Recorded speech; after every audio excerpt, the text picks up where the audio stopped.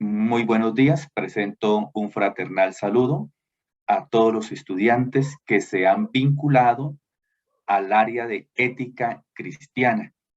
Este video es el cierre de esta área de conocimiento que nosotros hemos venido tratando en el curso y en el transcurso de estos encuentros virtuales sincrónicos.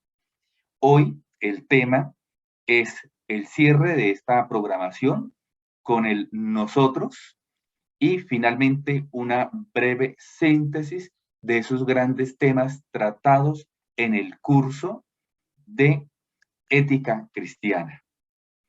Hemos venido hablando de el yo, de la mismidad, de la intimidad como persona, pero también de el otro y en términos de la ética cristiana de la proximidad.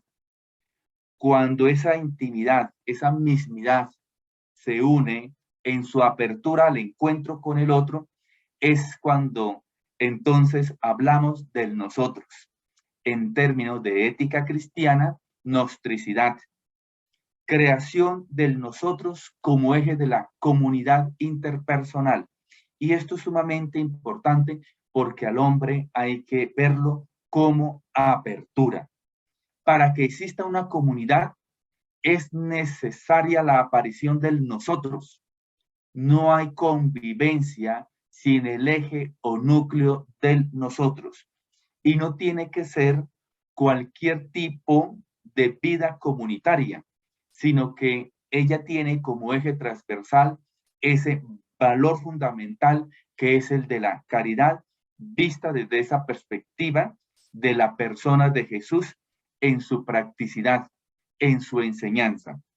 Pues bien, esto nos impulsa a nosotros a crear una comunidad en la que podamos vivir y en la que podamos coexistir y que tenga como finalidad el bien común de todas las personas que la constituyan. La nostricidad no es un ser de razón. ¿Esto qué significa? ¿Esto qué significa? Pues que efectivamente no se trata de ver al otro como absolutamente otro, sino como alguien de apertura humana que sale al encuentro de la otra persona. Es decir, el hombre por naturaleza, el hombre por naturaleza efectivamente necesita de la otra persona para crecer en ese ámbito personal, humano, cristiano. Y decimos que la nostricidad no es un ser de razón porque no se trata solamente de una comunicación de ideas, se trata de una comunicación de la persona en su totalidad, en sus emociones, en sus sentimientos, en su voluntad, en su querer. La nostricidad es algo realmente distinto del tú y del yo, es algo nuevo. Y esto es muy importante que nosotros lo tengamos en cuenta, porque no se trata de caer en un egocentrismo, no se trata de un narcisismo, no se trata de un individualismo. Hemos hablado del concepto de persona, del yo como persona, pero en apertura del otro, ¿sí? Y del otro no como algo, no como un ser objeto o material, sino también desde una perspectiva que ha venido llamando el Papa Francisco una comunidad de encuentro. Nuestra relación con Dios es una relación de encuentro, pues nuestra relación con el otro es efectivamente el lugar de encuentro privilegiado donde se hace comunidad y donde Dios sale al encuentro de la persona y también de una comunidad en apertura hacia lo trascendental. La nostricidad es una realidad distinta y al mismo tiempo sustentada a la luz del tú y del yo, pero únicamente se da cuenta las personas y se establecen es en esa relación mutua, pues que efectivamente debemos todos nosotros tener, de tal manera que ese yo y ese tú se descubre en una relación intersubjetiva que estamos llamando nostricidad, es decir, el encuentro de más de dos personas que se unen para crear comunidad. No obstante, en ese encuentro del uno para el otro, se requieren tener ciertas actitudes de comunicación interpersonal que por lo menos podemos llamar nosotros básicas. ¿Cuál es esa actitud ética? En primer lugar, la veracidad. Me gusta mucho la imagen de la abeja porque incluso la han utilizado en comunicación para hablar que dentro del reino animal, la abeja es el animal comunicativo, pero después de ella y por excelencia es el ser humano, ¿sí?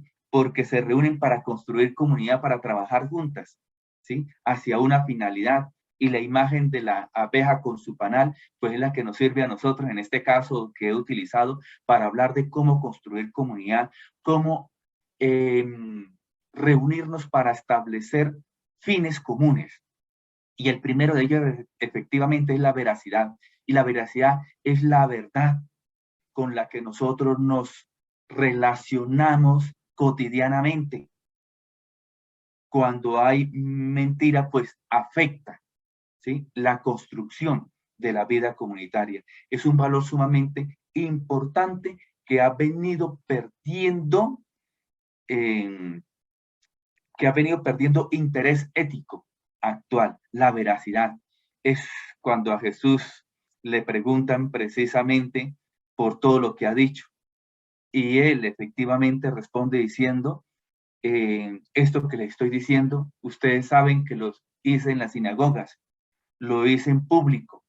Lo que le pide precisamente a los discípulos, ¿no? Que lo hagan público, es decir, con veracidad, porque eso da indicios de la transparencia que tiene una persona. Voluntad de la verdad como actitud básica. Claro, eso tiene que surgir desde el interior de la persona.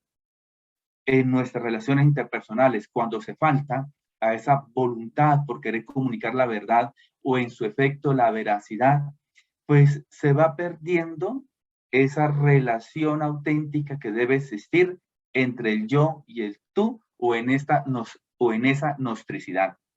El ámbito, ¿cuál debe ser? Pues sin duda alguna, la vida pública. Todas nuestras relaciones interpersonales están determinadas por esa veracidad y por esa voluntad de decir siempre la verdad. Los medios de comunicación que lamentablemente distorsionan la información en las instituciones, pues efectivamente, cuando alguien se acerca es para construir la verdad y allí no puede desviarse. Fidelidad, otra actitud sumamente importante o ámbito en el que se desarrolla en el tema de esa relación como actitud básica interpersonal. Es una actitud global de la existencia humana auténtica. Claro, cuando se es fiel, recuerden que es una categoría que se utiliza en el Antiguo Testamento para hablar de esa fidelidad del pueblo con Dios o de Dios con el pueblo en esa relación interpersonal. No se podía faltar y por eso la figura por excelencia es efectivamente la del matrimonio. Fidelidad al proyecto propio vocacional, fidelidad a la palabra dada. Importante, la infidelidad no es con el otro, la infidelidad es con nosotros mismos. Por eso en una relación de pareja no es porque alguien le ha sido infiel al otro y el afectado es el otro. El afectado es la propia persona porque ha sido infiel con él mismo. ¿Ha sido infiel con qué? Con la palabra dada. La fidelidad es la garantía de nuestra actitud en las relaciones con el prójimo. En todas nosotros debemos tener entonces veracidad, fidelidad, porque eso es lo que hace que haya una relación de confianza. Además, se suman sin duda alguna a estas dos actitudes básicas fundamentales, otras que sin duda alguna pues van encaminados a construcción de la comunidad. a ese, hemos venido diciendo aquí, pues banal, ¿sí? De la vida comunitaria, el servicio, ¿sí? Importantísimo. Hoy se ha perdido esa capacidad de servicio. Recuerden que el servicio es un tema de diaconía, visto incluso desde la perspectiva de Jesús, ¿no? Vine fue a servir, no que me sirvieran. El respeto al otro como persona, desde la perspectiva de la grandeza humana y desde la dignidad humana, que ya lo hemos venido tratando. Del diálogo, la relación interpersonal, la palabra, es sumamente fundamental porque nos vincula con nuestros sentimientos, con nuestras emociones y de apertura hacia la otra persona. Pluralismo, y es el saber escuchar a los demás. Hoy en un mundo globalizado, en un mundo tecnificado, en el que los medios de comunicación sirven para comunicarnos con el mundo, digámoslo así nosotros, pues efectivamente ahí tiene que haber pues todo un aspecto que nos permita abrirnos hacia las demás personas y la igualdad de condiciones en la perspectiva de encuentro con la otra persona, con la otra persona. Donde haya comunicación de personas, se pide que se debe hablar de diálogo. Esto es un tema sumamente fundamental. Recuerden que hemos venido hablando del decálogo, las 10 palabras, pero no se trata de cualquier palabra, se trataba de las 10 palabras que Dios le ha regalado a la humanidad. Por eso el pueblo en semita pues hacía reverencia a estas 10 palabras sagradas, porque eran normas de vida ética establecida para una comunidad, para la Cajal. Bien, pues efectivamente cuando hablamos de diálogo, pues, pues diríamos nosotros que día es de dos y logos es pensamiento, es el pensamiento que se establece entre dos personas o una comunidad. Diálogo de generaciones. Lo más interesante es cuando se transmitía de una generación a otra generación esas palabras que Dios nos había transmitido en el caso y en la cultura del pueblo de Israel. ¿Qué sucede en las generaciones actuales? Se ha roto ese diálogo porque ya pareciera ser que los mayores quisieran comunicarnos. Es la tradición, ¿no? Algo de su experiencia, su enseñanza, y la nueva generación no lo permite. ¿Sí? No lo permite, no lo quiere. Ustedes no saben nada. Somos nosotros el futuro. ¿Sí? Somos nosotros los que enseñamos. Y entonces es importante un diálogo de generaciones, ¿sí?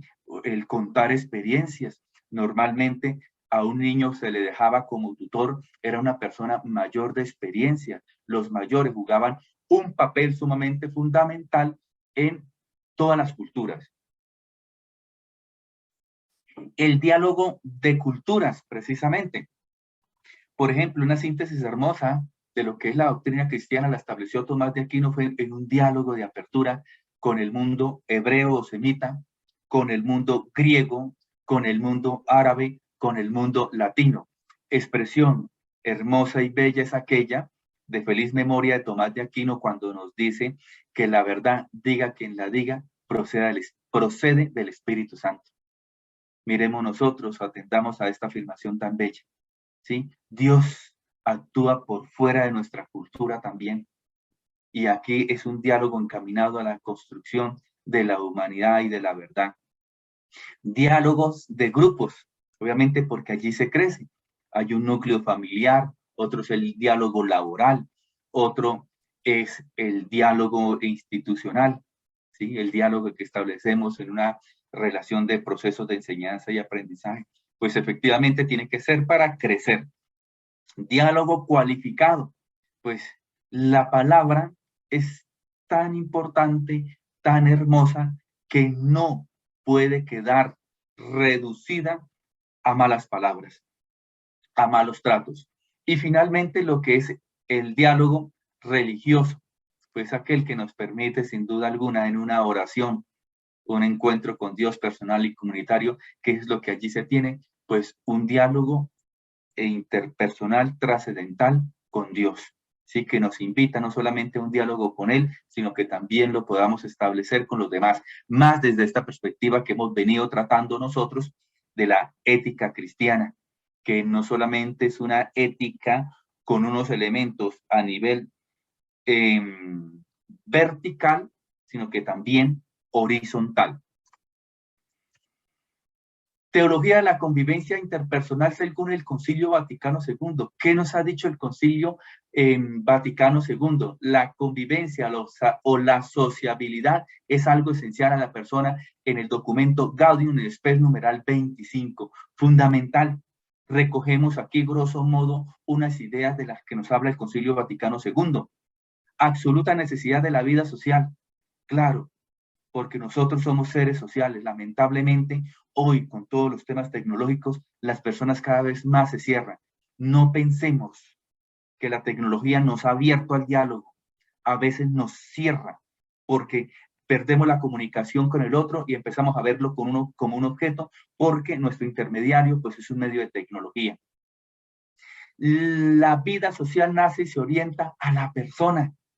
No tratamos con un objeto, tratamos es con alguien que tiene vida.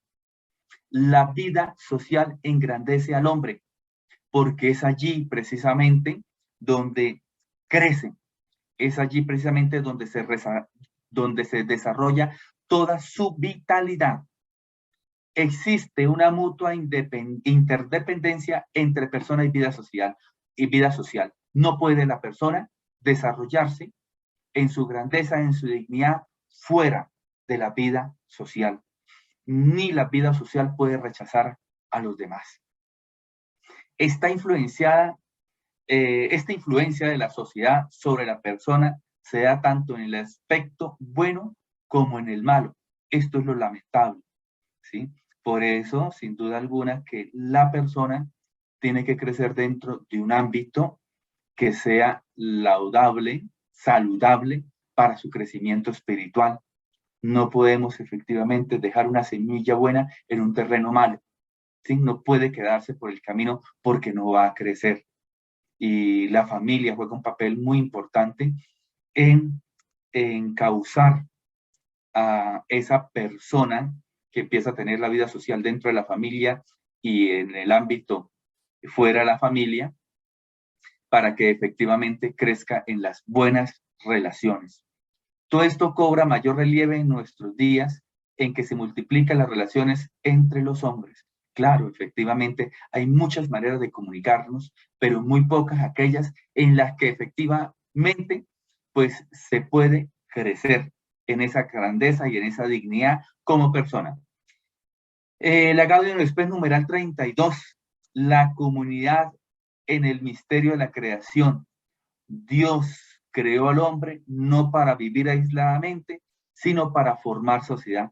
Hermosas esas palabras que aparecen precisamente en el Génesis. No es bueno que el hombre esté solo, ¿sí? Y cuando hablaba de que no es bueno que el hombre esté solo, no es el varón, se está hablando de la persona. Asumámoslo nosotros en este caso y de esa manera.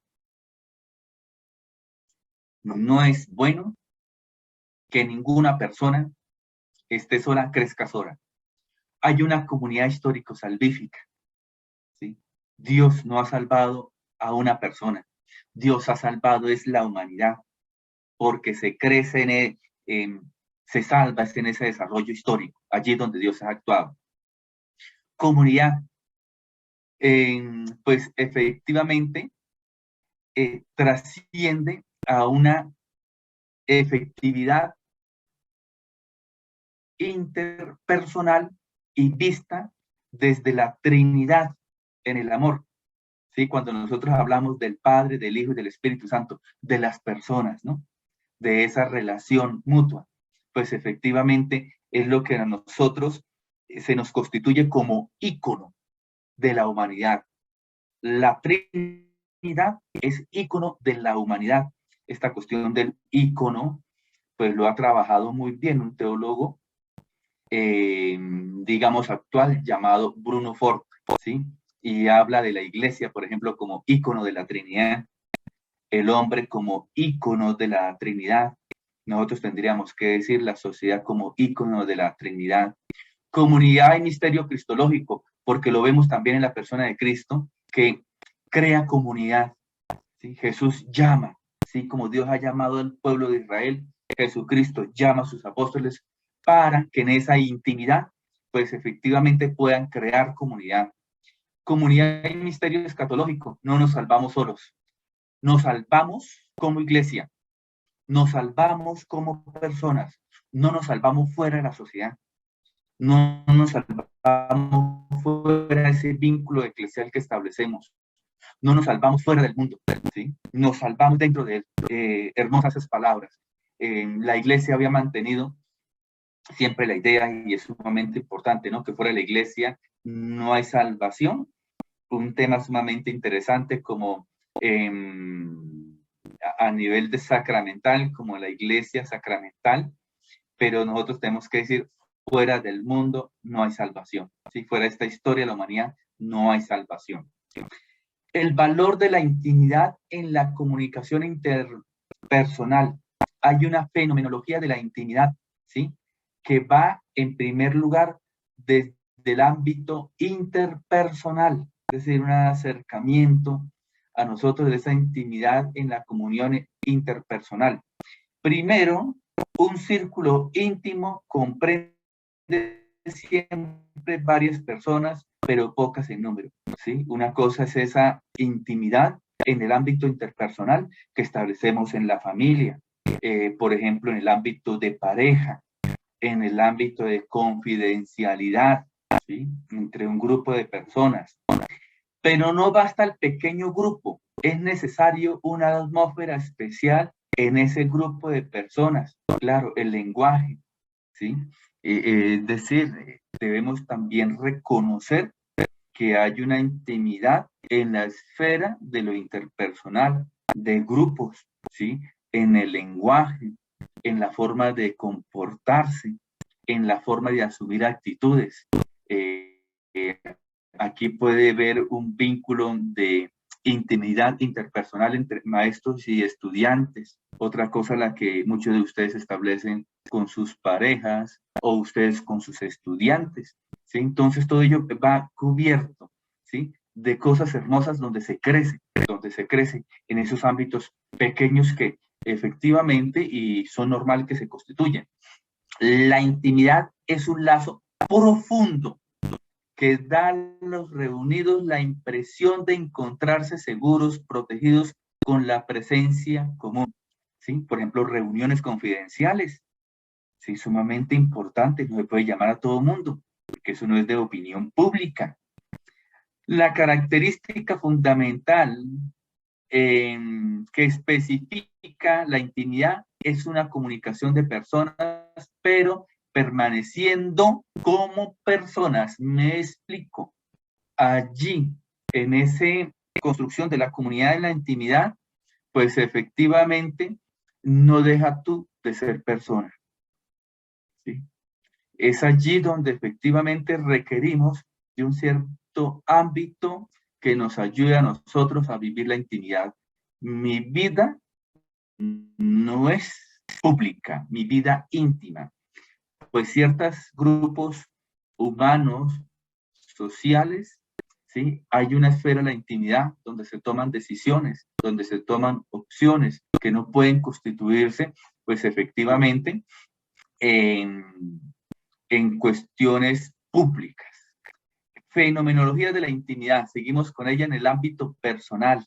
La intimidad estrictamente personal es una necesidad de la persona, ¿sí? Su vida íntima. Hoy, con todos los medios de comunicación, si nosotros nos damos cuenta, se ha perdido la intimidad, ¿sí? Parece ser que se ha vuelto la vida íntima, vida pública. La gente, las personas, por sí solas se vuelven esclavas de querer contar su vida íntima, ¿sí? Entonces, desde la corporidad, desde los sentimientos, desde su misma intimidad de lo que hemos venido hablando, eso es muy lamentable. Para mantener la intimidad se necesita poseer cierto secreto. Ahí está la clave, ¿sí? Secreto. Pero este secreto no está en el plano del tener, sino en el plano del ser, Y este secreto no es guardar falsedad. Este secreto se trata de tu vida íntima.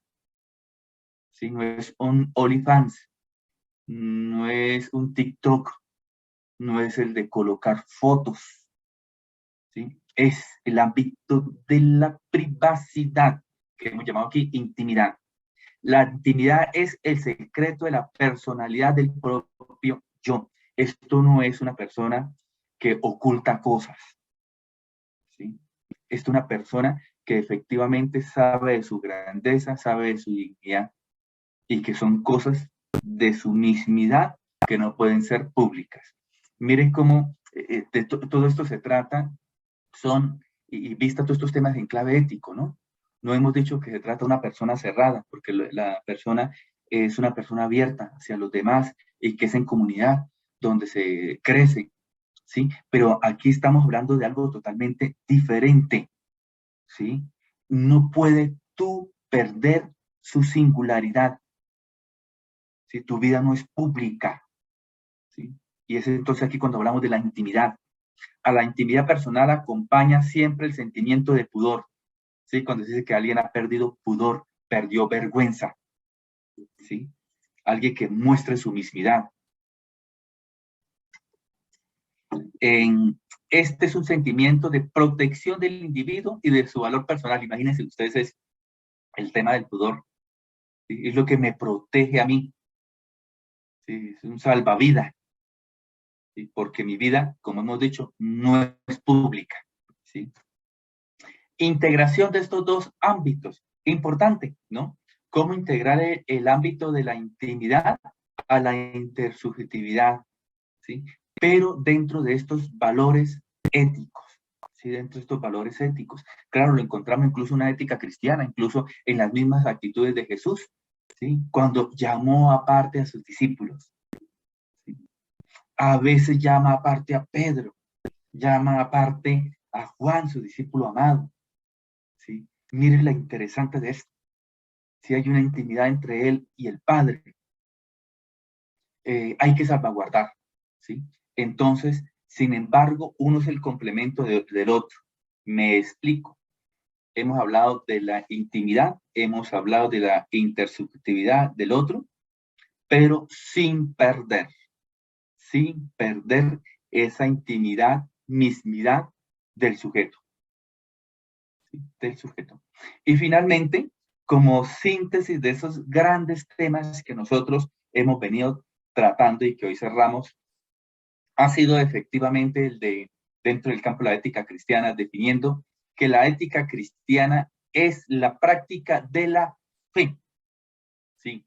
Siguiendo a Cristo, realizando el reinado de Dios. Tres categorías sumamente fundamentales. Práctica de la fe, ¿sí? Porque no se entiende la ética cristiana sin fe. O sea, no es que por una parte va la ética cristiana y por otra parte va la fe, ¿sí? Es lo que efectivamente nosotros conocimos también como ortopraxis, ortopraxis, ortopraxis. Fe, fe y practicidad de esa fe. Claro, desde una perspectiva cristiana, y cuando nosotros hablamos desde una perspectiva cristiana, es desde el seguimiento de Cristo, ¿sí? Es desde el seguimiento de Cristo. Siempre efectivamente Jesús va adelante y marca esas pautas éticas desde la fe para que nosotros efectivamente actuemos desde ahí. Y tiene una finalidad, así como en política se habla del bien común, pues aquí hablamos del reino de Dios, ¿sí? Desde esos valores propios de la ética cristiana de las cuales últimamente hemos venido tratando. Pero hay un valor, digamos nosotros aquí, una virtud teologal que caracteriza esa practicidad de la fe, de la cual hablamos y nos detuvimos muy bien en su concreción. La ética es la caridad. La ética cristiana se sintetiza en la realización de la caridad. Eso nos distingue, o eso distingue la ética cristiana. Eso distingue la ética cristiana. La virtud de la caridad, de la virtud de la caridad. Hablamos efectivamente de esos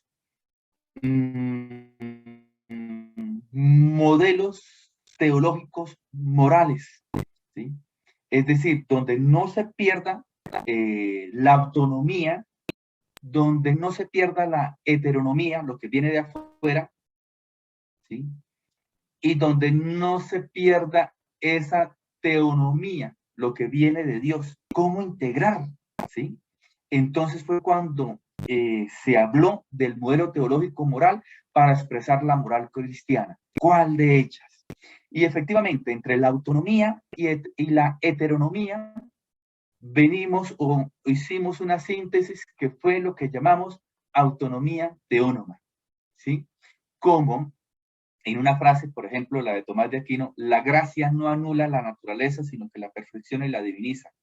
Como la ley de Dios, la de la caridad, no rompe, no desestructura la autonomía del hombre, sino que la lleva a su perfección.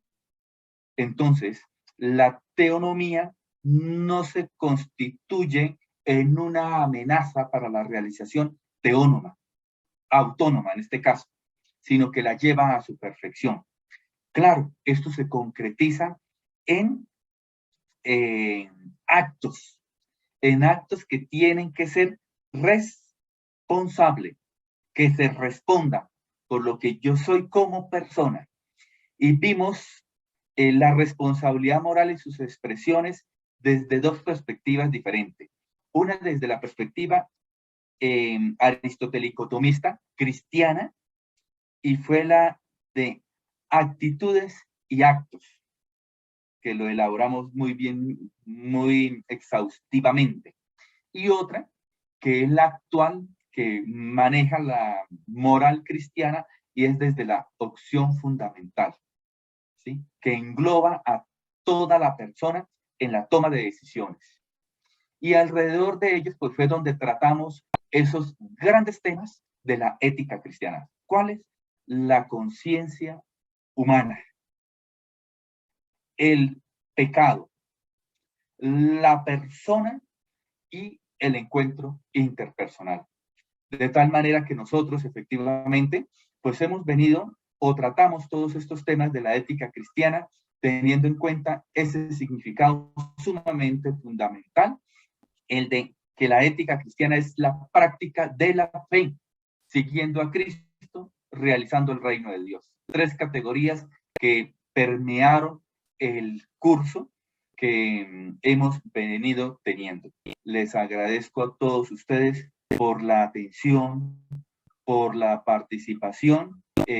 Ahí dejo el chat constituido para que cualquier inquietud, pues efectivamente, ya habiendo terminado el curso, ustedes se puedan seguir comunicando conmigo y los pueda acompañar en lo que ustedes necesiten de algún material bibliográfico o alguna cuestión así por el estilo. Muchísimas gracias, ha sido un placer estar con ustedes, poder compartir estos procesos de enseñanza y aprendizaje.